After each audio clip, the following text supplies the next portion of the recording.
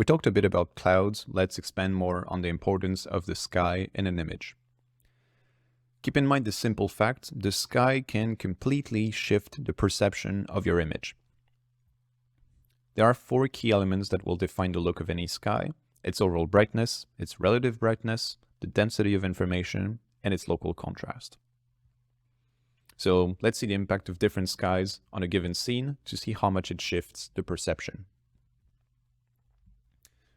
Here we have an homogeneous sky where its overall brightness is similar to the environment. There's almost no contrast with the sky and no contrast with the rest of the scene. So this emphasizes a very flat look. This gives us a very flat look, where the only highlights we're going to get, or like the difference in values that we're going to get, is going to be from cast shadows that we have in front of us.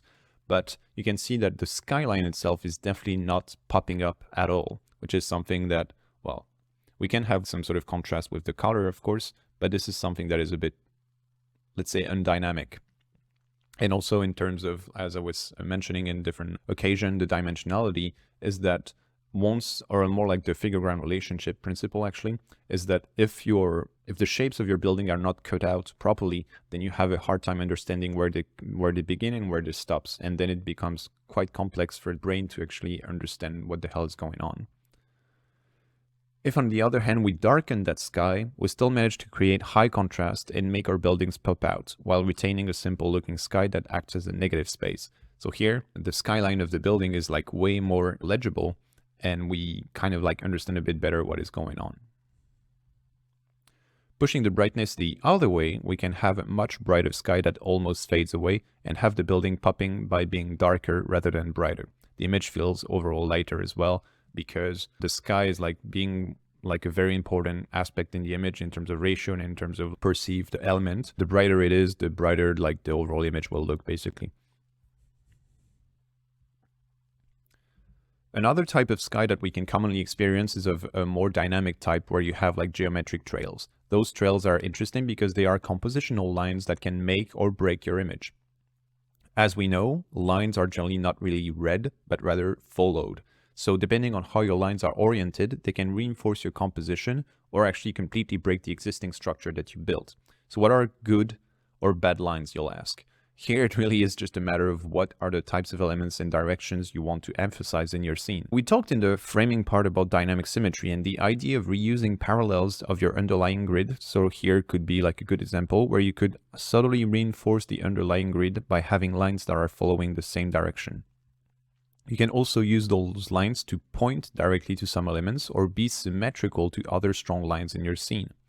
The overall idea, I think, is to make those lines fit somehow into the compositional logic of your image, rather than just superimposing a new logic on top that would actually potentially deteriorate your work and the overall clarity of your composition.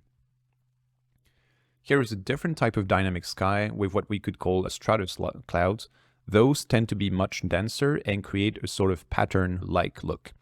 These are interesting because they oscillate between being perceived as dynamic, because it's a pattern with a legible orientation, and at the same time they can act as potentially negative space because of their repetitiveness.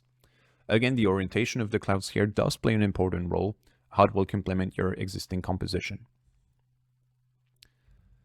Last type of sky would be the dramatic one. We tend to imagine dramatic skies to be dark and gloomy, but dramatic is actually just about the idea of being singular and catching attention. But you can have great dramatic looking bright clouds. This is particularly nice if you want your subject to look darker, since the cloud will be white. Relying on a dramatic sky is basically more about storytelling and will shift your sky away from being a simple negative space. Since negative space is generally appreciated in an image, try to make sure that if you don't have negative space in your sky, you have it somewhere else so that your viewer can rest somewhere. It's very rare to make a successful image without any negative space, but you can try, of course.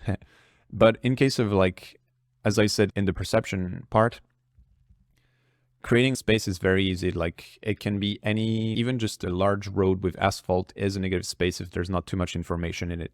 Any area where your eyes are just like gliding through and not really focusing on any elements is considered negative space. So if you have this type of element or area in your image, you can have successfully integrate a more dramatic sky. Now here's a more conventional dramatic sky that is darker and more glowy. It of course is another valid approach to dramatic sky, and what I said on a previous example applies to this example too. The only difference is the contrast you're getting between dark clouds and your building. Also, as I mentioned, you'll get a much more moody and heavy feel with this type of sky. So the feeling your view will have will be quite different from the previous examples, but the reading typology will remain the same. So we've seen what are the typical typologies of skies, but how do we choose the one that fits best with our scene? The first big choice, I think, is really, again, like regarding negative space. Do you need negative space in your image, or do you need an extra singular element to build up your composition? Another aspect that will, of course, play is the existing light. Don't choose a middle of the day sky if your light is obviously low. Don't choose a sky that will obviously cast strong shadows if your scene is bathed in simple ambient light.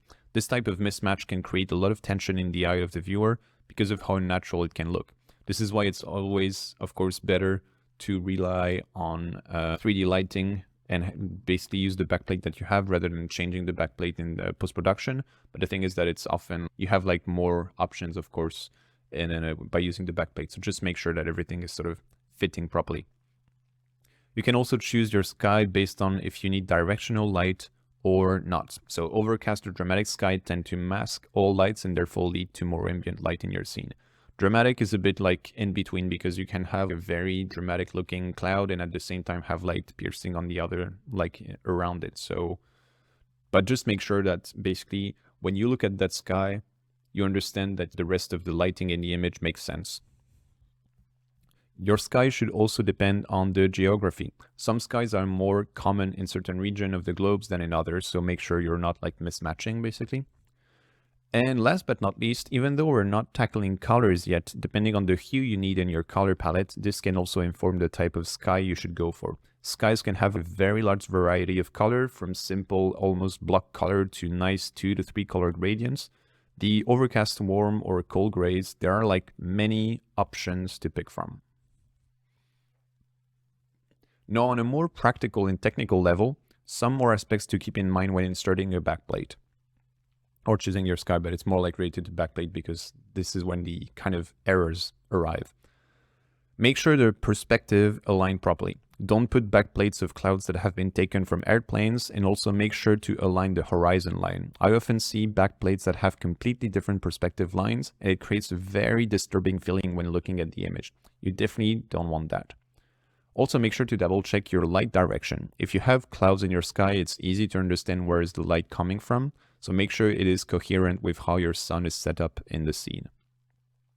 Another common issue is scale. Sometimes your backplate is just too small and just make it bigger. The thing is, making it bigger just means your clouds are closer to us. And clouds are actually have a specific altitudes that we are experiencing on a daily basis. So if you start making them much bigger, it might feel weird.